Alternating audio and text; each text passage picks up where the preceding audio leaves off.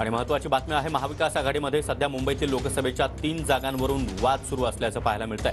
शरद पवार गट ईशान्य मुंबईची जागा लढवण्यास इच्छुक आहे, तर पवार गट लोकसभेच्या 11 ते 12 जागा लढण्यावर ठाम असल्याची माहिती देखील आता समोर येत आहे। तर महाविकास आघाडीमध्ये सध्या मुंबईतील लोकसभेच्या 3 जागांवरून वाद निर्माण झाल्याचं देखील कळतंय।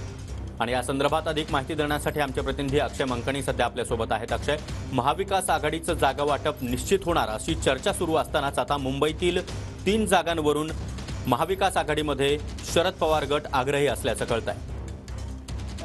सागर, खरं तर लोकसभेच्या निवडणुकीच्या जागा वाटपांच्या संदर्भात महाविकास आघाडीमध्ये अजून देखील चर्चा सुरू आहे, परंतु राष्ट्रवादी काँग्रेस शरद पवार गटाकडनं 11 ते 12 लोकसभेच्या जागा ज्या आहेत त्या ठिकाणी निवडणूक लढणार आहे, परंतु 3 ज्या जागा आहेत त्या जागांवरही अद्यापही चर्चेचं घोडं जे आहे ते मात्र अडलेलं आपल्याला पाहायला मिळते। मुंबईमधल्या ईशान्य मुंबई लोकसभा जागेवरती ठाकरे गटाकडनं आणि त्याचसोबत राष्ट्रवादी काँग्रेस शरद पवार गटाकडनं दावा दाखल केलेला आहे।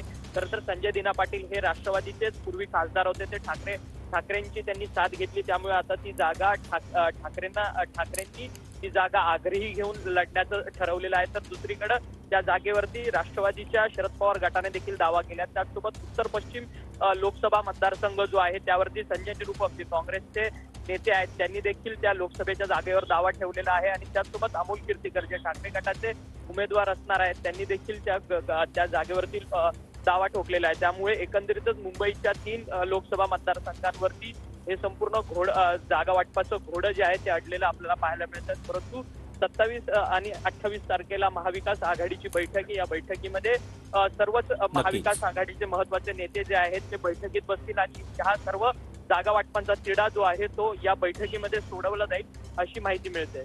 नक्कीच अक्षय, धन्यवाद तुम्ही दिलेल्या या सविस्तर माहितीसाठी।